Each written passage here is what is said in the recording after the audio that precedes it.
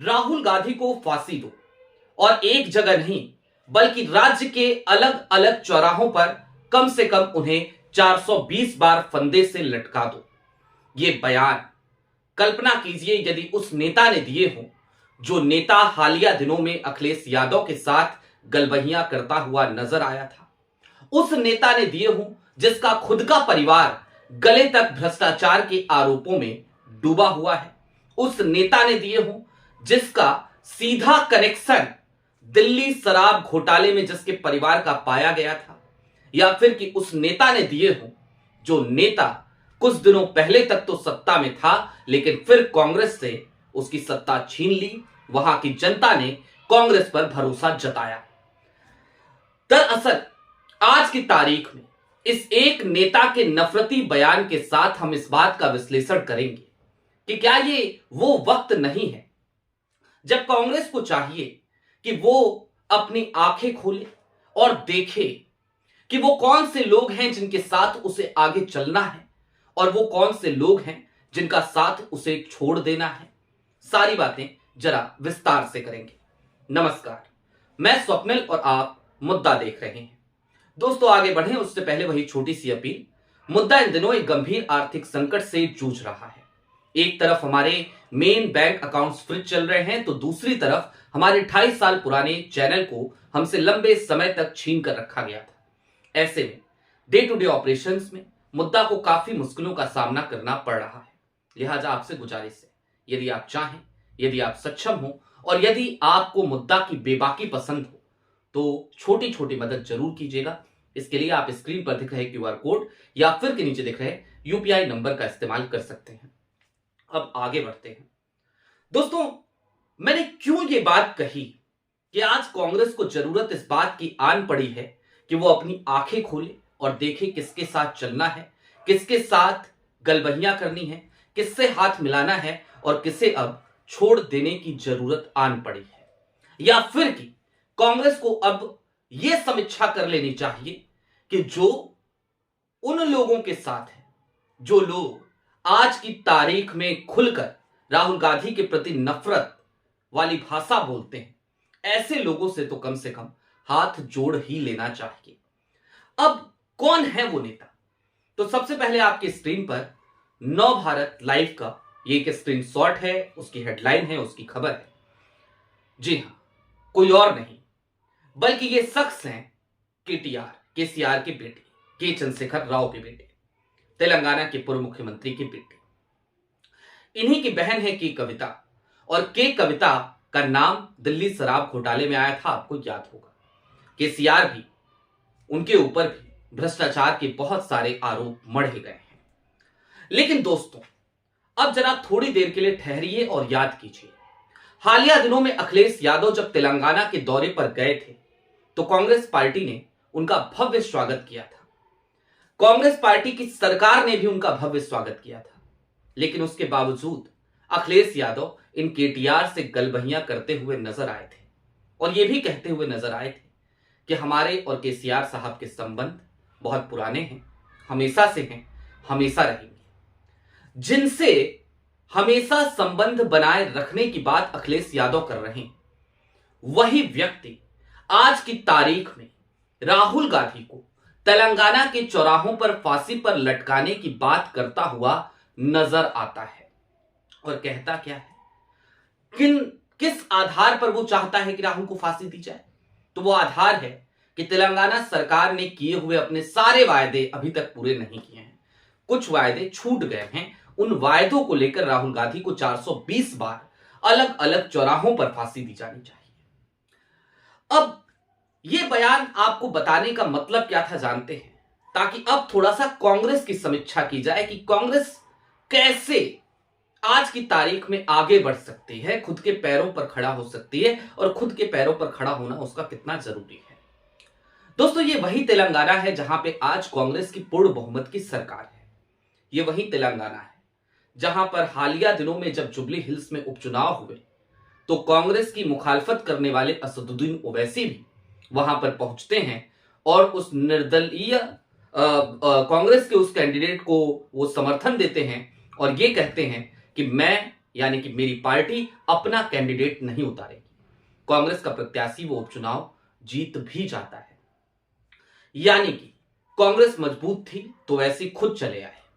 लेकिन दूसरी तरफ कांग्रेस बाकी राज्यों में क्या करती है?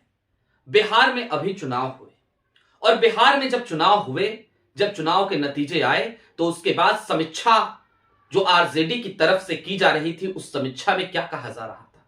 दबी जबान में नहीं बल्कि खुल्लम खुल्ला ये बोलते हुए तमाम राजद के लोग नजर आते थे कि हमें तो कांग्रेस ने हरा दिया, हमें तो कांग्रेस की वजह से हार का सामना करना पड़ा, हमें तो कांग्रेस ने वोट चोरी का मुद्दा उठाया इसलिए हार का सामना करना पड़ा।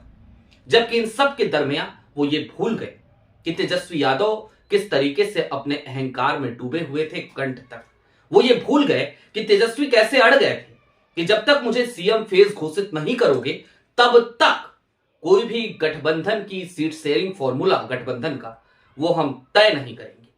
लोग ये भी भूल गए कि कैसे मुकेश सहनी को अंत तक इंतजार कराया तेजस्वी यादव ने। इन तमाम चीजों को भूलकर कांग्रेस के ऊपर दोष मढ़ दिया गया। दोस्तों, आने वाले दिनों में उत्तर प्रदेश में चुनाव है, पश्चिम बंगाल में भी चुनाव है। पश्चिम बंगाल में तो अभी है, उत्तर प्रदेश में तो 2027 में है। केरल में भी चुनाव है। केरल और असम ये वो दो राज्य हैं जहां पर कांग्रेस मजबूती से काम करने के लिए इस समय अग्रसर हो चली है। यहां पर कांग्रेस ने असम में तो खैर अपना एक मजबूत गठबंधन बना रखा है और वहां पे कांग्रेस बड़े भाई की भूमिका में है। केरल में भी यूडीएफ जो कांग्रेस का गठबंधन है, वहां पर भी कांग्रेस बड़े भाई की भूमिका में है। लेकिन जब बात उत्तर प्रदेश की आएगी, जब बात पश्चिम बंगाल की आएगी और वहां पर गठबंधन की तरफ कांग्रेस बढ़ेगी, तो वहां पर कांग्रेस बड़े भाई की भूमिका में नहीं होगी। और ऐसे में कांग्रेस को क्या करना चाहिए, जरा यह समझने की आज जरूरत महसूस होती है। इन तमाम स्थितियों को देखते हुए कांग्रेस को यदि अपने पैरों पर खड़ा होना है तो उसे इतने चुनाव तो वो हार ही चुकी है तमाम राज्यों। आज की तारीख में उसे अकेले चुनाव लड़ने की हिम्मत जुटानी चाहिए और ये हिमाकत उसे करनी चाहिए। वो चाहे उत्तर प्रदेश हो, चाहे वो पश्चिम बंगाल हो। और ऐसा क्यों करना चाहिए कांग्रेस को? जब कांग्रेस अकेले चुनाव लड़ेगी तो उसके संगठन के लोग कम से कम जागेंगे, उसका संगठन मजबूत होगा और कांग्रेस खुद ब खुद इस बात का आकलन भी कर पाएगी कि जमीन पर उसकी स्थिति क्या है। मसलन 2024 के लोकसभा चुनाव में मैं ये नहीं कहता कि गठबंधन गलत था। 2024 के लोकसभा चुनाव में इंडिया गठबंधन और उसके उत्तर प्रदेश में जो जीत थी वो निश्चित तौर पर तारीफ के काबिल थी। लेकिन क्या सिर्फ और सिर्फ अखिलेश यादव की वजह से यह जीत हासिल हुई? जवाब है नहीं। उत्तर प्रदेश में यदि राहुल गांधी का साथ अखिलेश के साथ नहीं होता, यदि कांग्रेस का हाथ समाजवादी पार्टी के साइकिल के साथ नहीं होता, तो क्या दलित वर्ग, शोषित वर्ग, वंचित वर्ग, पिछड़ा वर्ग वो उसी तरीके से अखिलेश यादव पर भरोसा कर पाता? क्या दलित वर्ग का वोट पोलराइज हो पाता उसी तरीके से इंडिया गठबंधन को, उसी तरीके से समाजवादी पार्टी को? जवाब है नहीं। और एक जो आंकड़े आते हैं ना, वो आंकड़े चीख चीख कर इस बात पर मुहर भी अक्सर लगा देते हैं। मसलन आपको याद रखना चाहिए कि जिन सीटों पर कांग्रेस के कैंडिडेट थे वहां पर Bahujan Samaj party 1 lakh vote cross नहीं कर पाई थी। लेकिन जहां जहां समाजवादी पार्टी के कैंडिडेट थे वहां वहां बहुजन समाज पार्टी 1 लाख से ज्यादा वोट लेकर के आ पाई थी। यानी कि जहां जहां समाजवादी पार्टी के कैंडिडेट थे वहां पर दलित वोट बैंक, जो वोट बैंक मायावती की पार्टी यानी कि बसपा का है, वो बसपा के साथ इंटैक्ट रहा। लेकिन जहां पर भी कांग्रेस के प्रत्याशी रहे वहां पर दलित वर्ग, शोषित वर्ग, वंचित वर्ग, पिछड़े वर्ग ने निश्चित तौर पर कांग्रेस और इंडिया गठबंधन में अपना भरोसा जताया।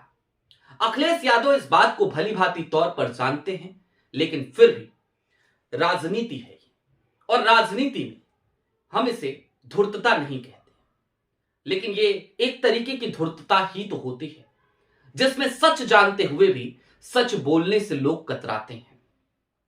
आज की तारीख में जब 2027 के चुनाव की दुंदुभी बजनी शुरू हो चुकी है उत्तर प्रदेश में, तो आप देखिए कांग्रेस को धमकाना, कांग्रेस को हड़काना कई छुटभैया नेताओं ने शुरू कर दिया है समाजवादी पार्टी की। ऐसे में चलते चलते इस बात को समझिए कि जो नफरत आज केटीआर ने दिखाई है राहुल गांधी से, यह नफरत ऐसा नहीं है कि सिर्फ केटीआर की नफरत है, यह नफरत देश के कई ऐसे नेताओं के मन में पनप रही है जो नहीं चाहते कि राहुल गांधी और कांग्रेस कभी भी आगे बढ़े। लिहाजा जरूरत इस बात की आन पड़ी है कि आज की तारीख में कम से कम कांग्रेस इस बात के लिए सचेत हो जाए कि उसे अपने कदम बढ़ाने हैं, उसे खुद को मजबूत करना है और खुद को मजबूत करने का एक ही तरीका और तरीकेकार है, और वो ये कि कांग्रेस अकेले चुनावी मैदान में उतर जाए, जो होगा देखा जाएगा, इस भावना के साथ कम से कम वो आकलन भी कर सकेगी, उसका संगठन भी मजबूत होगा और संगठन सृजन अभियान तो चल ही रहा है। आपकी क्या राय है कमेंट बॉक्स में जरूर बताइएगा। अभी के लिए दीजिए इजाजत। चलते चलते फिर वही अपील, चैनल पे नए हो तो सब्सक्राइब करते हुए जाइएगा, सक्षम हो तो छोटी छोटी मदद मुद्दा की जरूर कीजिएगा।